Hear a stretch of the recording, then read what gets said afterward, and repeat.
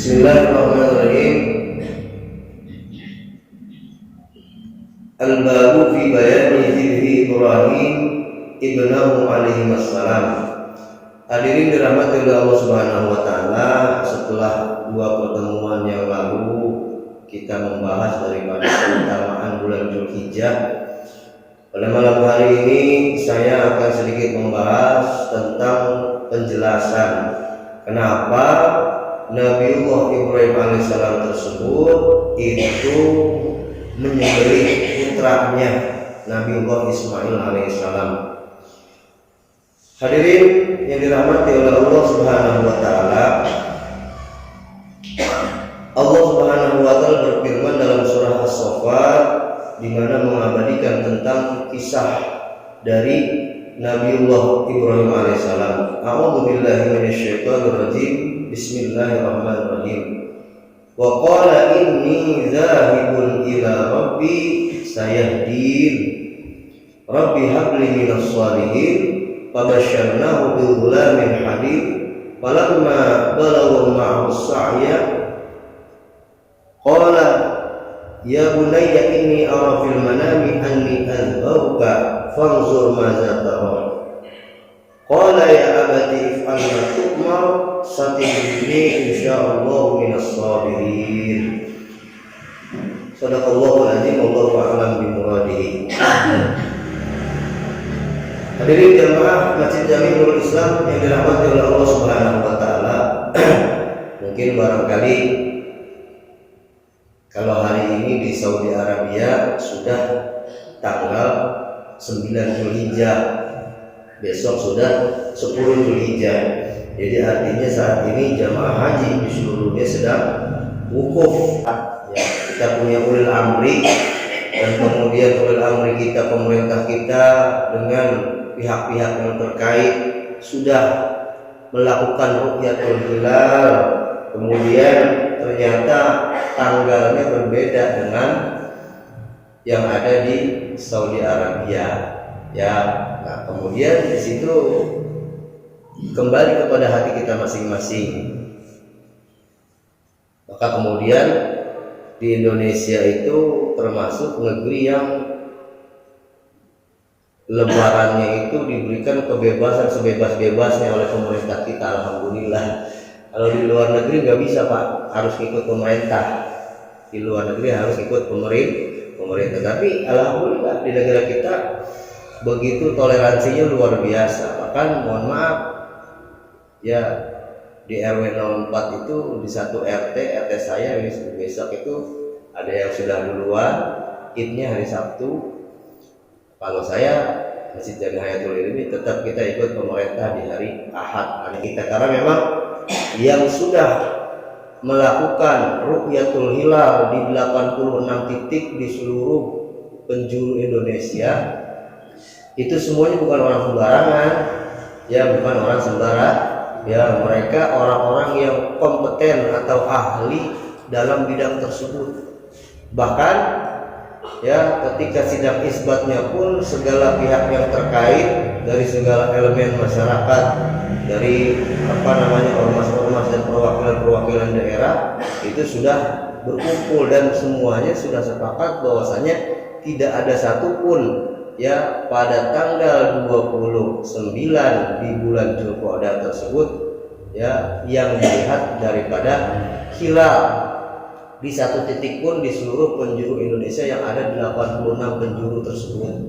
Maka kemudian diistiqmalkan oleh pemerintah ya bulan Dzulqa'dahnya menjadi 30 hari. Makanya kita lebih mundur 1 hari daripada Saudi Arabia. Ya, ada saudara kita yang pada saat ini ya sudah malam takbiran, ya nggak apa-apa, biarin. Ya hak mereka masing-masing menjalankan keyakinan masing-masing. Yang penting kita saling menghargai. Yang mau lebaran duluan silakan, yang mau lebaran hari Minggu insya Allah semuanya ada yang bertanggung jawab. Baik, kita lanjutkan kembali tentang kisah kenapa Nabiullah Ibrahim alaihissalam itu menyembelih putra beliau.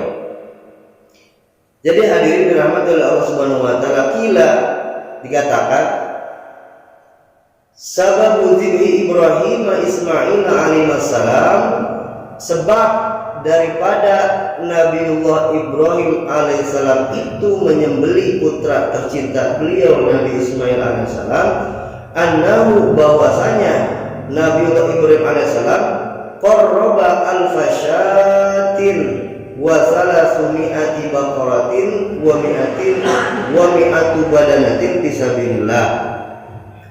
Karena katanya pernah Nabiullah Ibrahim alaihissalam itu berkurban, ya, mendekatkan diri kepada Allah Subhanahu wa taala dengan kurban, menyembelih 1000 ekor syak, domba, ya, kambing domba, Pak. Wa salasumi'atu baqaratin, dan kemudian 300 ekor sapi, wa mi'atu badanatin, dan 100 ekor unta fisabilillah, di jalan Allah. Fata'ajjaban nas wal malaikatu min zalika, maka kemudian menjadi kagum manusia pada masa itu, dan menjadi kagum para malaikat Allah Subhanahu wa taala dari kurban yang dikerjakan oleh Nabiullah Ibrahim alaihissalam, menyembelih 1000 ekor domba, 300 ekor sapi, kemudian 100 ekor unta. Kita kadang-kadang kalau dengar ada, saya dapat kambingnya dari sapi atau dari Jakarta Selatan, ini katanya beliau ini yang suka yang naruh sapi di tempat saya itu untuk keluarganya, katanya tiap tahun minimal 15 ekor untuk keluarga. Oh, luar biasa. Ada lagi yang dari Bekasi, ini rencananya malam ini mau datang, katanya beliau itu biasa tiap tahun 3 ekor sapi untuk keluarganya ditaruh. Alhamdulillah tahun ini kebagian Masjid Hayatul Ilmi, kata beliau. Kita udah kagum luar biasa dengan perhitungan kita, harga sapi sekarang sekian puluh juta rupiah misalkan. Nabiullah Ibrahim alaihissalam pada masanya dulu pernah menyembelih 1000 ekor domba, 300 ekor sapi, 100 ekor unta fisabilillah, di jalan Allah. Fata'ajjaban nas wal malaikatu min dzalik, maka kemudian menjadi kagum, orang-orang jadi kagum, dan para malaikat Allah Subhanahu wa taala pun kagum akan kurban yang dilakukan oleh Nabiullah Ibrahim alaihissalam. Faqala Ibrahim alaihissalam, maka kemudian ketika Nabiullah Ibrahim alaihissalam ini mengetahui kurbannya itu dikagumi oleh manusia dan para malaikat, beliau berkata, kullu ma taqarrabtu bihi laisa bi syai'in indi, segala sesuatu yang telah aku korbankan dengannya bukanlah sesuatu milik saya, ya, bukanlah sesuatu dari sisi saya. Wallahi, demi Allah, lau kana li ibnun, kalau saja sekiranya saya itu punya anak. Jadi ini ngomongnya belum punya anak, kayak kita ntar kalau punya duit bulan haji pengen korban dah, begitu punya duit bulan haji lu lupa. Padahal kalau udah ngomong begitu jatuhnya jadi korbannya wajib. Ntar kalau bulan haji punya duit yang cukup buat beli kambing, saya pengen korban, tahu-tahu ada urusan yang lain, ya nggak boleh, sebab dia udah ngomong dari sebelum-sebelumnya, maka kurbannya menjadi kurban nazar, dan itu menjadi jatuhnya kurban yang wajib dilakukan. Makanya bapak-bapak ya dianjurkan oleh para ulama seperti dalam kitab Fathul Quran, misalkan kita mau berangkat nih ke pasar salak atau kemana, pasar kambing, ditanya sama orang, mau kemana Pak? Mau beli kambing korban, mau beli kambing buat korban, ya jangan begitu jawabnya, tapi saya mau ke pasar mau membeli kambing untuk sunnah kurban hari raya Idul Adha, supaya nanti tidak termasuk kurbannya itu nazar. Kalau sudah menjadi kurbannya nazar, maka sudah menjadi wajib, maka kita tidak boleh makan dagingnya. Kalau korban kita niatkan sunnah, mau kemana Pak? Mau beli kambing buat sunnah korban di hari raya Idul Adha. Harus disebutin tuh sunnahnya tuh. Mau beli kambing buat sunnah korban di hari raya Idul Adha, maka kurbannya nanti menjadi kurban yang sunnah dan orang itu masih boleh makan dagingnya. Jadi boleh makan daging korban untuk minta korban. Baik, kita lanjutkan. Kata Nabiullah Ibrahim alaihissalam, kalau sekiranya saya itu punya anak, la'adbahannahu fisabilillah, saya bakal sembelih di jalan Allah. Kalau misalkan diperintahkan oleh Allah Subhanahu wa Ta'ala. Karena seperti saya sudah ceritakan pada pertemuan yang lalu, di masa-masa dulu itu memang orang udah biasa, korban manusia itu udah biasa. Bahkan misalkan ada satu keluarga yang ditunjuk oleh rajanya pada masa itu, ini anak kamu buat korban dewa, menjadi kebanggaan tersendiri buat keluarga tersebut. Jikalau ada anggota keluarganya itu yang akan dikorbankan untuk ya ritual pemujaan salah satu dewa-dewa di zaman, menjadi kebanggaan tersendiri dan mereka tidak akan menolak. Ya, tapi maka kemudian memang sudah di situ skenario Allah Subhanahu wa Ta'ala. Allah hendak menghapuskan hal-hal yang semacam itu, karena tidak boleh manusia itu dikurbankan, karena tujuan manusia itu di atas permukaan bumi itu sebagai pemimpin. Oleh yang lainnya daripada ciptaan-ciptaan Allah yang lain itu menjadi pelengkap kehidupan di dunia. Kambing, sapi menjadi pelengkap kehidupan dunia. Ya, harus bagaimana kita bisa mengelolanya. Baik, hadirin dirahmati oleh Allah Subhanahu wa Ta'ala. Nabi Ibrahim bilang, walau kana li ibnun, kalau saya punya anak misalkan nih, la adbahannahu fisabilillah, niscaya saya bakal sembelih di jalan Allah, wa ataqarrabu bihi ila Allah Ta'ala, dan saya akan mendekatkan dengan sembelihan saya tersebut diri saya kepada Allah Subhanahu wa Ta'ala.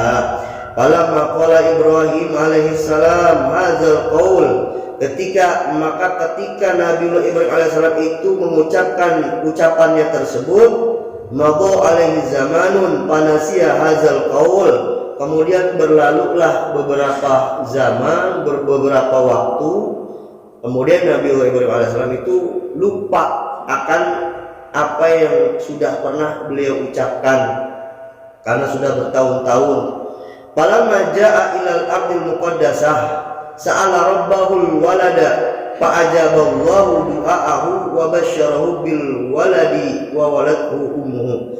Maka kemudian ketika Nabiullah Ibrahim alaihissalam itu beliau pindah ke negeri Muqaddas, yakni Baitul Maqdis di Palestina, negerinya para nabi dan rasul. Nabiullah Ibrahim alaihissalam itu kemudian meminta kepada Allah Subhanahu wa Ta'ala agar diberikan karunia anak. Fa'ajaballahu du'aahu, kemudian Allah Subhanahu wa Ta'ala mengabulkan doa Nabiullah Ibrahim alaihissalam, wa basyarahu bil waladi, dan Allah memberikan kabar gembira dengan Nabiullah Ibrahim alaihissalam itu diberikan seorang putra melalui istri keduanya yang bernama Ibunda Siti Hajar. Ya. Nah, pernikahan pertamanya belum juga punya anak dari pernikahan dengan Siti Sarah. Ketika kemudian Siti Hajar ini hamil, kemudian sampai dengan melahirkan di Baitul Maqdis di Palestina pada masa itu, setelah kemudian melahirkan, Allah memerintahkan Nabiullah Ibrahim alaihissalam itu untuk memindahkan anak dan istrinya ke Makkah atau ke kota Mekah sekarang. Dulu disebutnya Bakkah, sekarang kota Mekah. Maka hadirin dirahmati oleh Allah Subhanahu wa Ta'ala, Nabiullah Ibrahim alaihissalam itu termasuk daripada 5 Rasul Ulul Azmi yang mendapat ujian begitu banyak, begitu hebat, begitu besar dari Allah Subhanahu wa Ta'ala. Mungkin kalau untuk ukuran kita mah udah gak bakalan sanggup untuk menjalankan ujian yang diberikan oleh Allah kepada Nabiullah Ibrahim alaihissalam.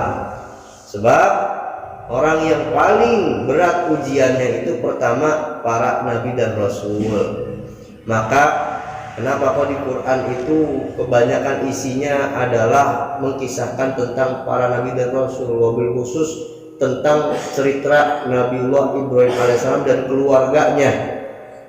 Bahkan saking istimewanya ini Nabiullah Ibrahim alaihissalam itu selalu dibaca, selalu disebut namanya ketika kita setiap sholat.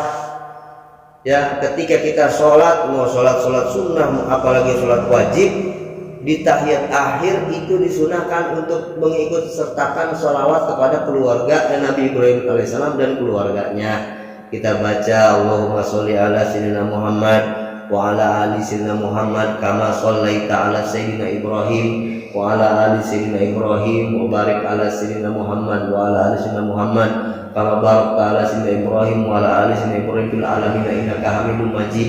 Nabi-nabi yang lain enggak ada yang disebut tuh namanya dalam sholat kita, tapi Nabi Ibrahim alaihissalam namanya sampai tersebut dalam ketika waktu kita sholat. Saking luar biasanya istimewanya Nabiullah Ibrahim alaihissalam sehingga kita selalu sebut nama beliau di dalam sholat kita.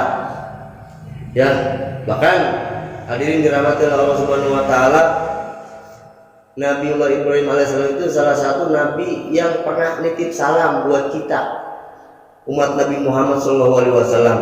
Kalau kita kembali mengingat cerita atau kisah tentang Isra wal Mi'rajnya Nabi Muhammad SAW, ketika Rasulullah SAW itu sampai di langit ketujuh, beliau kemudian melihat Baitul Ma'mur, kemudian beliau melihat ada kakek-kakek tua yang lagi nyender di tembok Baitul Ma'mur, dia dikelilingi oleh anak-anak kecil. Kemudian bertanya kepada malaikat Jibril, sesungguhnya itu adalah ruh Nabi Ibrahim alaihissalam. Kemudian Nabi Ibrahim alaihissalam berpesan kepada Nabi Muhammad SAW, wahai Nabi Muhammad, sampaikan salam saya ya untuk umat kamu. Nabi Ibrahim alaihissalam nitipin salam buat kita, Pak, umat Nabi Muhammad SAW. Berarti kan kalau Nabi Ibrahim alaihissalam itu nitipin salam buat umat Nabi Muhammad, kita juga kebagian. Ya, makanya kita suka baca sholawat tuh di tahiyat akhir untuk Nabiullah Ibrahim alaihissalam. Apa kata Nabi Ibrahim alaihissalam? Sampaikan salam dari saya untuk umat kamu dan kasih tahu mereka bahwasanya surga itu kebunnya luas, pepohonannya rindang, buahnya bermacam-macam, dan tanaman di surga itu adalah subhanallah walhamdulillah wala ilaha illallah wallahu akbar. Maka barang siapa orang yang membaca kalimat tasbih subhanallah walhamdulillah wala ilaha illallah wallahu akbar, ditanamin satu pohon saat itu juga oleh malaikat atas perintah Allah Subhanahu wa taala. Maka barang siapa orang yang banyak-banyak mengucapkan kalimat subhanallah walhamdulillah wala ilaha illallah wallahu akbar, semakin luas nanti dia punya kebun di surganya Allah Subhanahu wa taala. Bahkan apalagi ketika sudah masuk 10 Zulhijjah. Sebab Rasulullah SAW menyatakan 10 hari pertama di bulan Zulhijjah itu hari-hari yang istimewa, hari yang agung, hari yang besar, yang mana tidak ada amal soleh yang lebih disukai oleh Allah ya, melainkan amal soleh yang dikerjakan di 10 hari pertama di bulan Zulhijjah tersebut. Maka Rasul menyatakan fa'aksiru, ya, maka perbanyaklah oleh kalian pada hari-hari tersebut min tasbihin wa tahmidin wa tahlilin wa takbirin. Perbanyaklah oleh kalian pada hari-hari tersebut itu mengucapkan kalimat tasbih, tahmid, tahlil dan takbir. Ya, subhanallah walhamdulillah wala ilaha illallah wallahu akbar. Bahkan dalam hadis yang lain Rasul menyatakan, ya, ahabul kalam ilallahi arba, kalimat yang paling disenangi, paling dicintai oleh Allah itu ada 4. Jadi kalau kita baca kalimat 4 tersebut, otomatis karena itu kalimat-kalimat yang paling disenangi sama Allah, paling dicintai oleh Allah, paling disukai sama Allah, otomatis orang yang membacanya sering-sering itu menjadi orang yang dicintai, disenangi, dikasihi oleh Allah Subhanahu wa taala. Kalimatnya apa? Kata Rasul, subhanallah walhamdulillah wala ilaha illallah Allahu akbar. Kalimatnya tasbih, tahmid, tahlil, takbir. Bahkan Rasul menyampaikan la taduru bi ayyina bada'ta. Enggak masalah kita memulai dari mana dulu juga enggak apa-apa.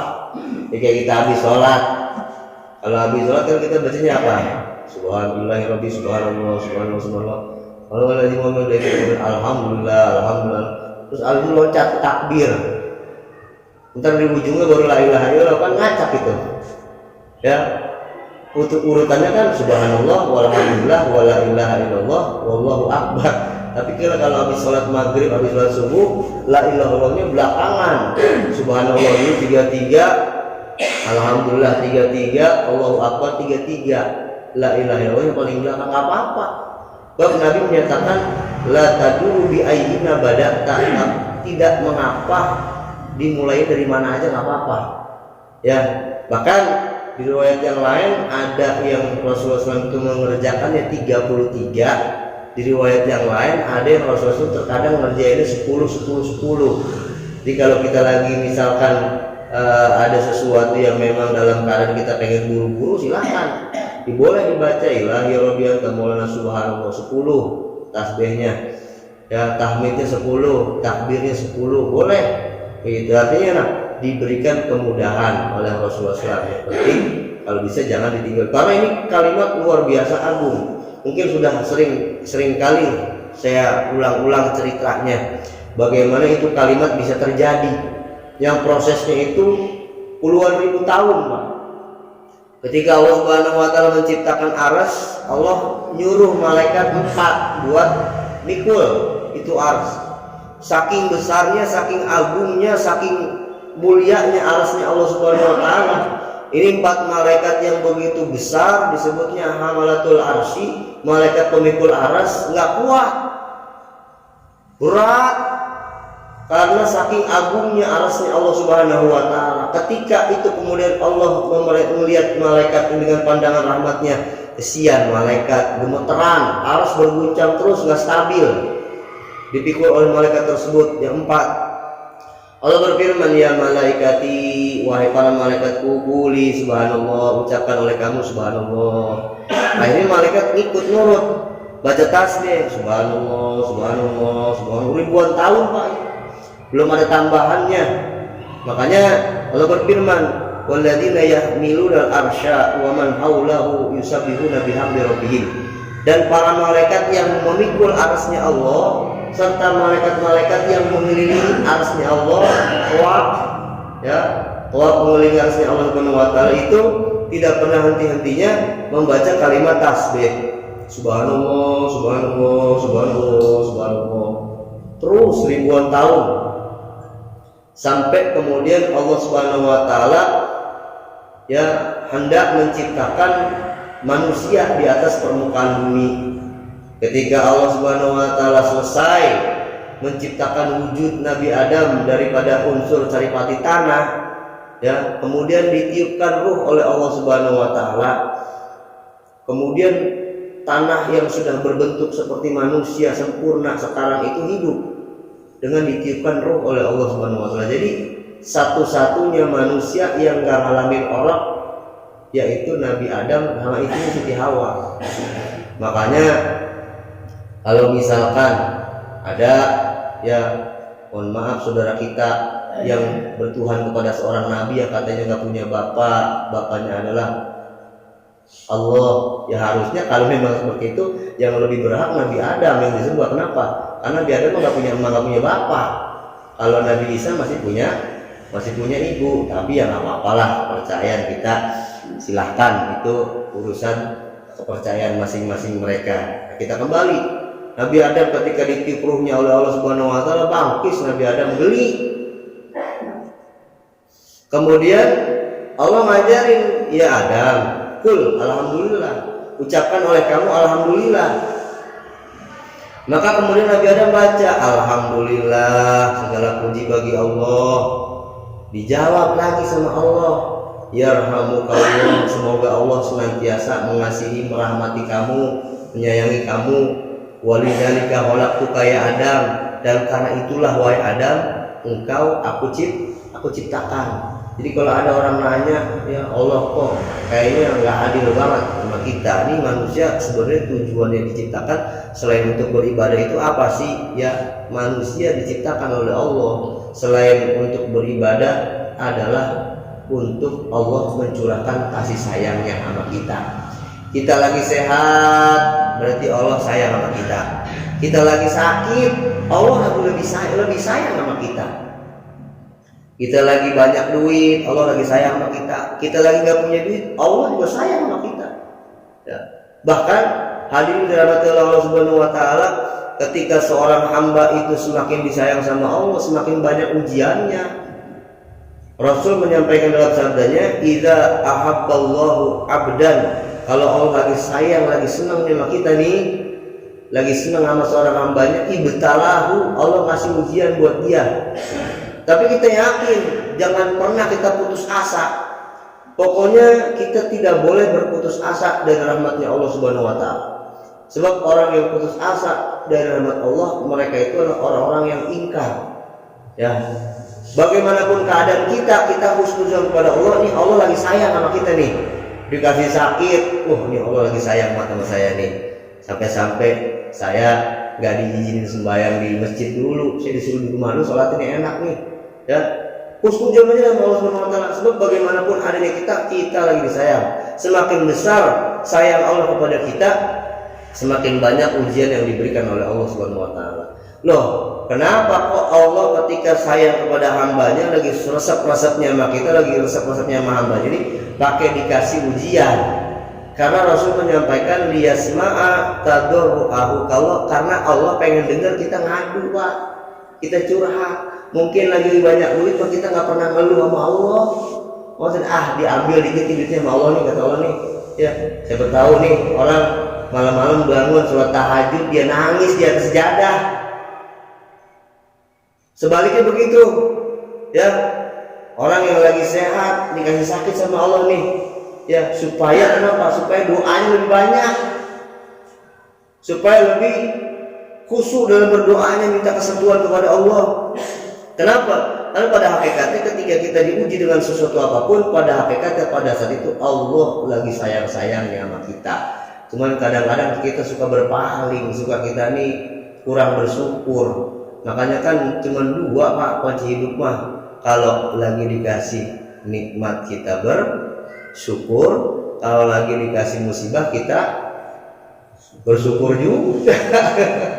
Kenapa bersyukur juga? Karena kalimat yang diajarkan oleh Rasulullah SAW, alhamdulillahi ala kulli halin, segala puji bagi Allah dalam setiap keadaan. Cuman kalau lagi dapat musibah mah bersyukurnya sambil bersabar. Ya, yang penting mah kita masih dikasih hidup.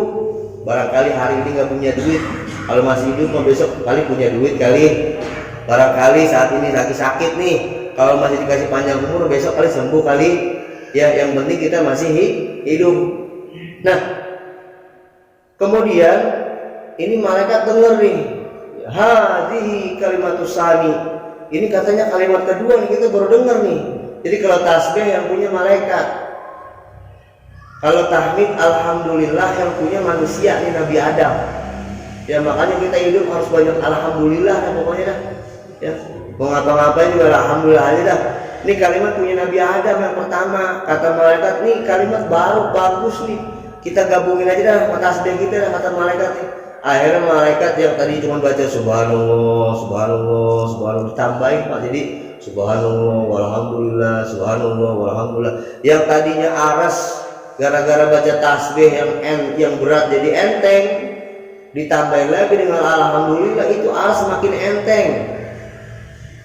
Ya, kemudian kalimat la ilaha illallah itu yang punya Nabi Nuh alaihissalam, yang pertama disuruh bawa Nabi Nuh alaihissalam. Kenapa? Karena pada masa Nabi Nuh alaihissalam, pada saat itu baru ada orang yang nyembah berhala, nyembah patung, nyembah pohon dan sebagainya. Sebelumnya belum ada. Maka Nabi Nuh alaihissalam 950 tahun berdakwah li'ila'i kalimatihi la ilaha illallah, untuk meninggikan kalimat tauhid la ilaha illallah, yang artinya tiada Tuhan selain Allah. Malaikat dengar lagi, ini baru lagi nih, kata malaikat, kita tambahin lagi dah tasbih sama tahmid kita menjadi subhanallah walhamdulillah wa la ilaha illallah. Terus ribuan tahun dibaca sama malaikat, sampai kemudian balik kepada zaman Nabi Ibrahim alaihissalam. Ketika Nabi Ibrahim alaihissalam disuruh nyembelih putra beliau, ya, Nabi Ibrahim alaihissalam ini orang yang luar biasa. Kalau udah dapat perintah dari Allah nggak tawar-tawar udah. Ya, makanya Rasulullah SAW diperintahkan oleh Allah, summa auhayna ilaika an tabi' millata Ibrahim hanifah. Kemudian kami firmankan kepada engkau wahai Muhammad agar engkau mengikuti jalan agama Nabi Ibrahim yang lurus.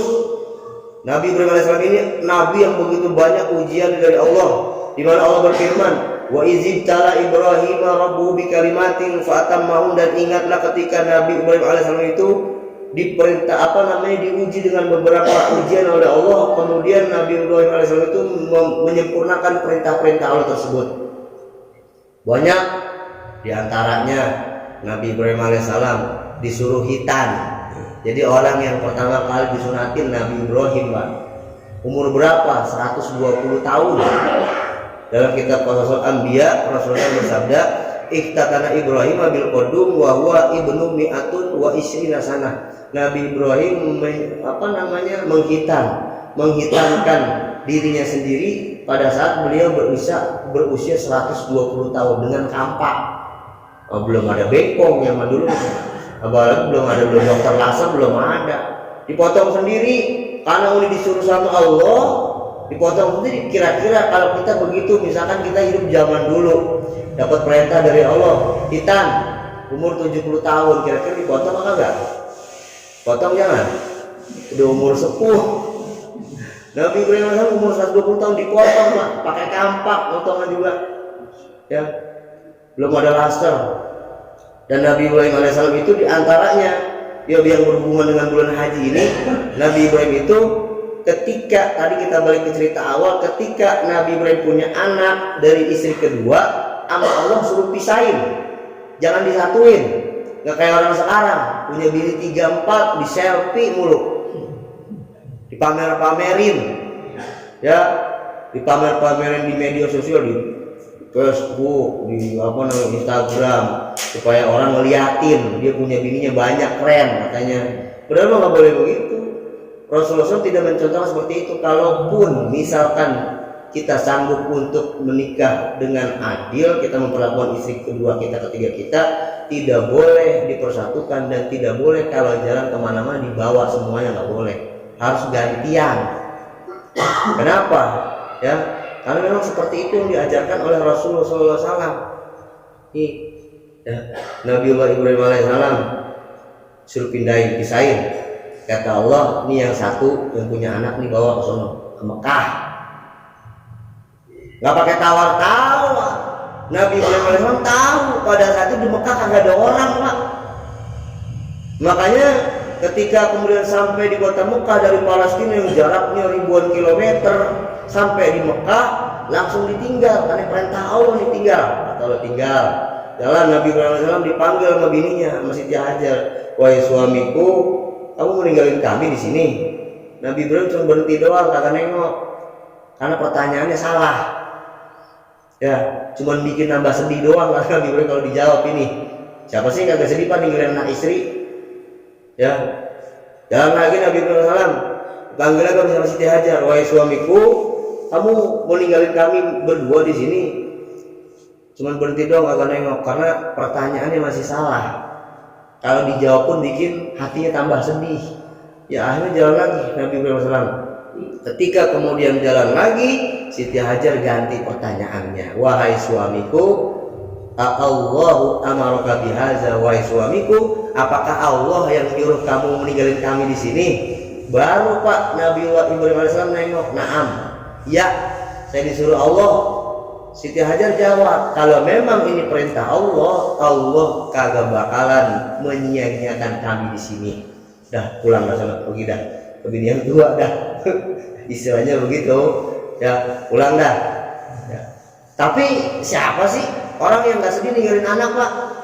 Begitu udah jalan jauh, udah nggak kelihatan lagi istrinya nih, Nabi Ibrahim alaihissalam balik badan lagi ke arah Ka'bah, Pak. Saat itu Ka'bah udah ada, cuman berantakan.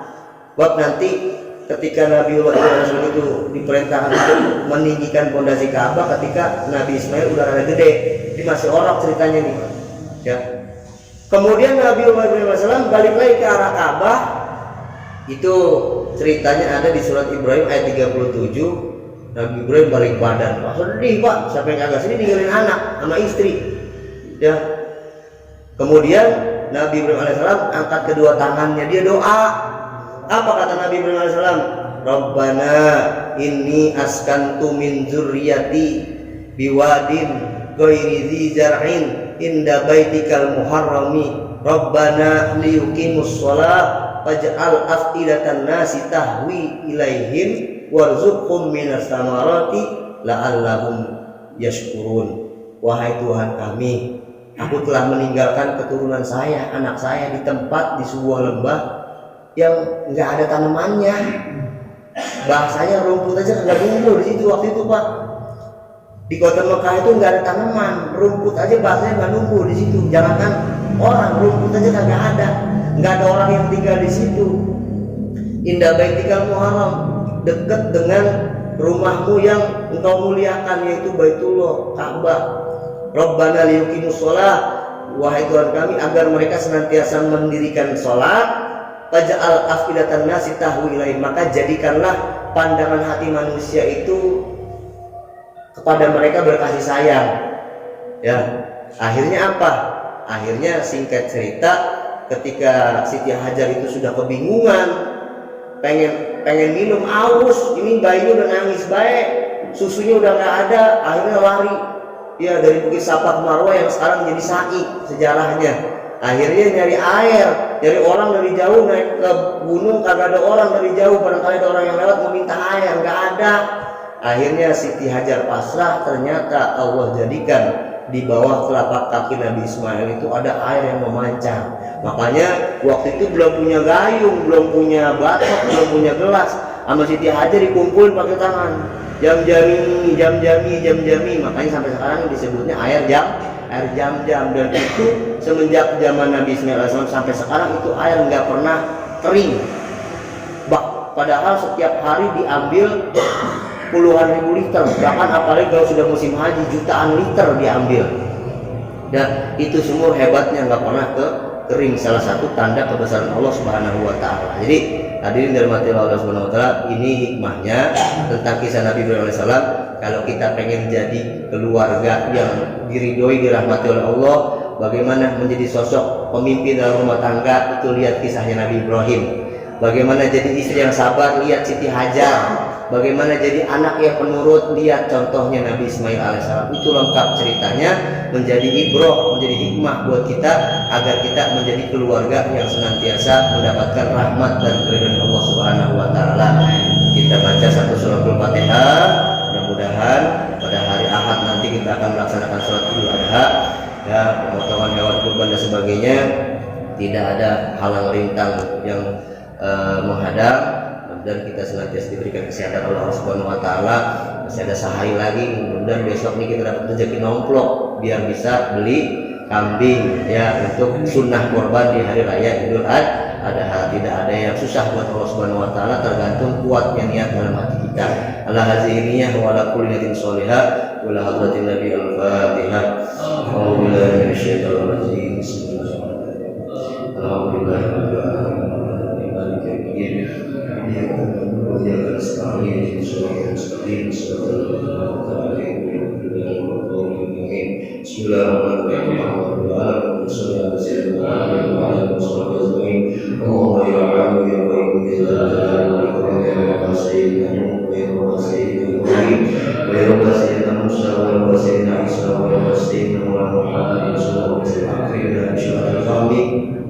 warzuqna hikmata wa ma'rifatan wa sabata wa aqra'in bi haqqi sayyidina Muhammad sallallahu alaihi wa ala alihi wa sallam wa sallam sallallahu ala sayyidina Muhammadin nabiyina wa ala alihi wa sallam